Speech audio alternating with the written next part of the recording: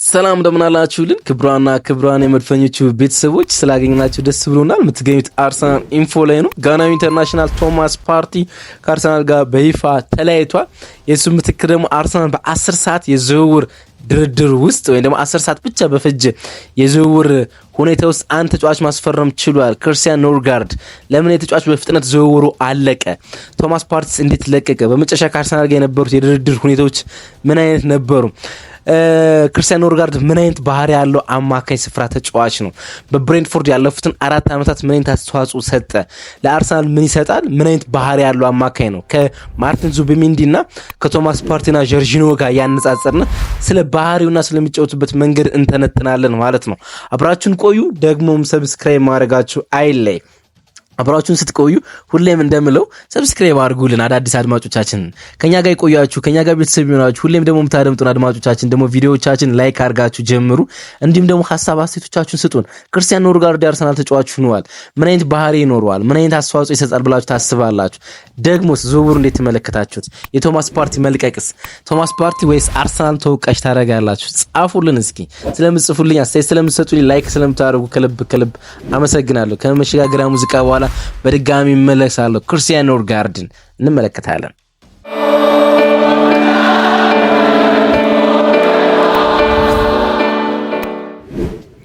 ጋናዊን ኢንተርናሽናል ቶማስ ፓርቲ ከአርሰናል ጋር መለያየቱ እውን ሆኗል። 2020 ወደ አርሰናል ከመጣ በኋላ በአርሰናል ውስጥ በጣም በብዙ የተጠበቀ ተጫዋች ነበረ። ጉዳት ሁሉንም ነገር ለአርሰናል እንዳይሰጥ ቢያደርገው ማለት ነው። ጥቅምት 2020 ወይም ደግሞ የዝውውር መስኮቱ ሊዘጋ ጥቂት ሰዓታት ሲቀሩት በ45 ሚሊዮን ዩሮ የአትሌቲኮ ማድሪዱን ሪላይዝ ክሎዝ አርሰናል አንቀሳቅሶ ነበረ ማስፈረም የቻለው። ያልተጠበቀ ዝውውር ነበር፣ ምክንያቱም ወደ አርሰናል ይመጣል ተብሎ ስላልተገመተ ማለት ነው። አርሰናል ሪላይዝ ክሎዙን ወይም ደግሞ የውል ማፍረሻውን እንዲያንቀሳቀስ ቶማስ ፓርቲ ፍቃድ ሰጥቷል። እሱና አትሌቲኮ ማድሪድ በነበረባቸው ጥቂት አለመግባባት ምክንያት ነበረ የለቀቀው። 2013 ከሌጋኔስ 2012 ነበር ወደ አትሌቲኮ ማድሪድ የመጣ። ኦልሞስት የአትሌቲኮ ማድሪድ አካዳሚ ውጤት ነው ማለት ይቻላል። አትሌቲኮ ማድሪድ 2 ዓመታት በማዮርካና በተለያዩ ክለቦች በአልሜሪያ የውሰት ውል ከሰጠው በኋላ ተመልሶ መጣ። 7 ዓመታትን ያህል በአትሌቲኮ ማድሪድ ቆየ። በአርሰናል ደግሞ 5 ዓመታትን ያህል ማለት ነው። 2020 ወደ አርሰናል የመጣ 130 ያህል ጨዋታዎችን ለአርሰናል መጫወት ችሏል። 5 ዓመት ለቆየ ተጫዋች 130 ብዙ አይደለም። ምክንያቱም በ2 ዓመት 100 ጨዋታዎችን ሲጫወት ስለተመለከት ነው ዲክላን ራይስን ማለት ነው። 9 ጎሎችን 5 አሲስቶችን ማድረግ ችሏል። ከ130 ጨዋታዎች 80ውን ጨዋታ ማሸነፍ ችሏል። 22 ጨዋታ ብቻ ተሸነፈ። 22 ቢጫ ካርዶችን ተመልክቷል። ምንም አይነት ቀይ ካርዶች አልነበሩበትም፣ በተለይ ደግሞ በሊጉ ማለት ነው። እንግዲህ 18 ቁጥር ለብሶ ነበር ለመጀመሪያ ጊዜ ለአርሰናል ሲጫወት የተመለከት ነው። ከዛ ናቾ ሞኖሪያል ወደ አትሌቲኮ ማድሪድ መሄዱን ሲመለከት ወይም ደግሞ ከለቀቀ በኋላ 5 ቁጥር ለብሶ ያለፉትን ጊዜያቶችን ተመልክተናል። የመጀመሪያ ጨዋታውን 2020 ለአርሰናል ሲያከናውን ግራኒት ዣካን ቀይሮ ነበር በኦክቶበር 2020 ጨዋታውን ያደረገ። ከዛ በኋላ ከ5 ቀናት በኋላ በኤሮፓ ሊግ የመጀመሪያ ጨዋታው ሲያከናውን ከሲቲ ጋር ነበር ተቀይሮ ሲገባ በሲቲ 1-0 በተሸነፍንበት ጨዋታ ማለት ነው። ከዛ በኋላ ከ5 ቀናት በኋላ በኤሮፓ ሊግ የቋሚ አስተላለፍ ውስጥ ሆኖ የአርሰናል የመጀመሪያ ጨዋታውን ማከናወን ቻለ። ከራፒድ ቬና ጋር ነበር የተጫወተ። በቋሚ አስተላለፍ ውስጥ ነው ተመለከት ነው ማለት ነው። እንግዲህ ኦክቶበር ነበር ወደ አርሰናል መጣ ያልኳችሁ። ከአንድ ወር በኋላ በኖቬምበር ጉዳት አጋጠመው። አንድ ወር ያህል ከሜዳ ራቀ። ከጉዳት ከተመለሰ በኋላ ደግሞ ከቪላ ጋር በምናደርገው ጨዋታ ድጋሚ ጉዳት አስተናግዶ ለወራት ያህል ከሜዳ ራቀ ማለት ነው። በመጣበት የመጀመሪያ ሲዝን በቋሚ አስተላለፍ ውስጥ ለአርሰናል በፕሪሚየር ሊግ የተጫወተው 18 ጨዋታ ብቻ ነው። 6 ጨዋታዎችን ደግሞ ተቀይሮ ነበረ መግባት የቻለ ማለት ነው። ጉዳት ቶማስ ፓርቲ በብዙ አንገላቶት ነበረ። 2024-25 ግን ለሱ በጣም አስደናቂ አመት ነው፣ ያለፈው የውድድር አመት ማለት ነው። ለአርሰናል በሻምፒዮንስ ሊግ ግማሽ ፍጻሜ መድረስ፣ በሊጉ ሁለተኛው ነው ማጠናቀቅ ድርሻው ከፍ ያለ ነበር። የሊጉ ዋንጫ ማሳካት ባይችልም ምክንያቱም 31 ጨዋታዎችን በቋሚ አስተላለፍ ውስጥ በሊጉ ማበርከት ችሏል። እንዲሁም 4 ጨዋታዎችን ተቀይሮ ገብቷል። 35 ጨዋታዎችን ይሄን ያለ ጨዋታ ቁጥር አርጎ አያውቅም ማለት ነው። 4 ጎሎችን አስቆጥሯል። ይሄን ያለ ጎልም በሲዝኑ በአንድ አመት ማስቆጠር ችሎ አያውቅም ነበር። በሻምፒዮንስ ሊግ 11 ጨዋታዎችን መጫወት ይቻለ፣ 1 ጨዋታ ተቀይሮ ገብቷል። 12 ጨዋታዎችን በሻምፒዮንስ ሊግ ምሽቶች ለአርሰናል መጫወት ችሏል። በጣም የተለየ ሲዝን ነበረው ለሱ ማለት ነው። ግን ከሮበን ቫን ፐርሲ ጋር የመሳሰልባችሁ አድማጮቻችን እስኪ ጻፉልኝ። ሮበን ቫን ፐርሲ በጣም ረጅም የጉዳት ሪከርዶችን ሲያስተናግድ ከኖረ በኋላ በጣም ወጥና አስደናቂ ሲዝን ባሳለፈ አመት ነበረ ከአርሰናል ጋር የተለያዩ። ቶማስ ፓርቲም እንደዚህ ይመስላል አይደለ? ከጉዳት በጣም ሲፈትነው ቆይቶ ለአርሰናል መስጠት ያለበትን ነገሮች ሁሉ ሳይሰጥ ቀርቶ በጣም ወጥና አስደናቂ የውድድር አመት ባሳለፈበት አመት ስለመልቀቅ ማሰቡ ግርምትን የሚያጭር ይመስለኛል። ስፔሻሊ ለኔ ማለት ነው።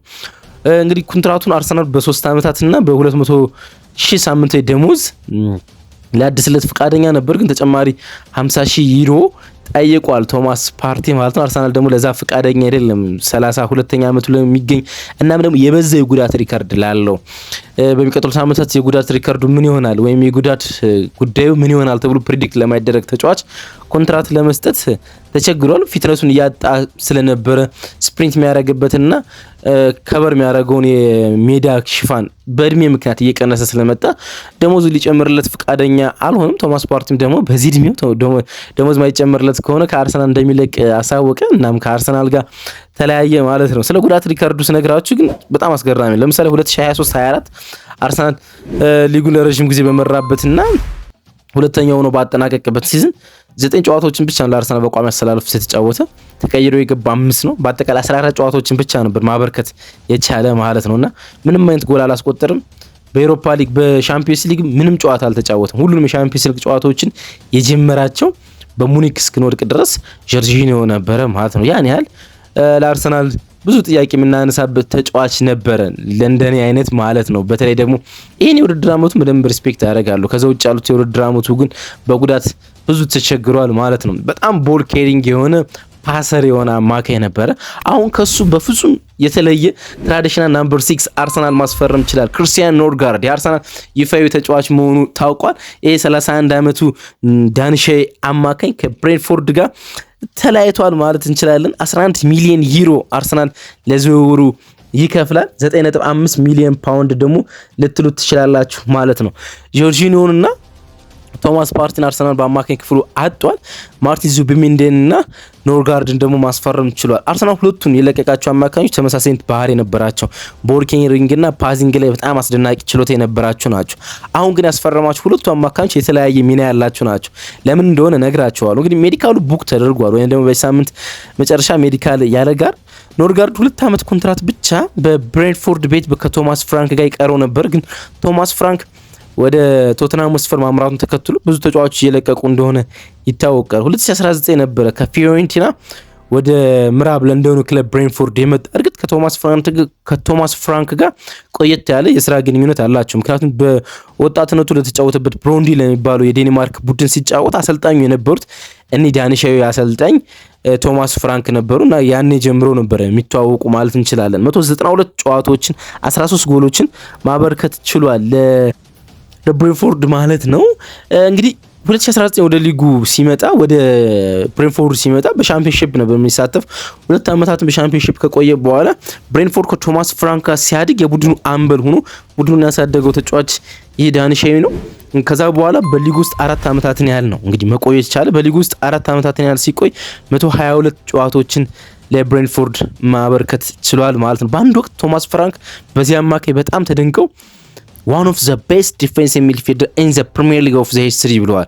በፕሪሚየር ሊጉ ታሪክ ውስጥ ካሉ ምርጥ የተከላካይ አማካኞች ውስጥ አንዱ ነው በማለት አሞካሽቶስ ነበር። 400 በላይ የክለብና የሀገራት ጨዋታዎችን ማበርከት ችሏል። እንግዲህ ሚኬል አርቴታ የመጀመሪያ ፍላጎቱ የነበረው የሚባሉ የሲቪው የ23 ዓመት አማካኝ ፈረንሳዊ ሉሲያኖ አጎሞ ነው። ይሄን ማስፈረም የሚፈልግ ነበር። ከዛ በኋላ ግን ብዙ ኮቺንግ ስታፍ ጋር ከተወያዩ በኋላ በተመሳሳይ ልምድና በተለየ ካራክተር ተጫዋቹን ለመተካት ሞክረዋል።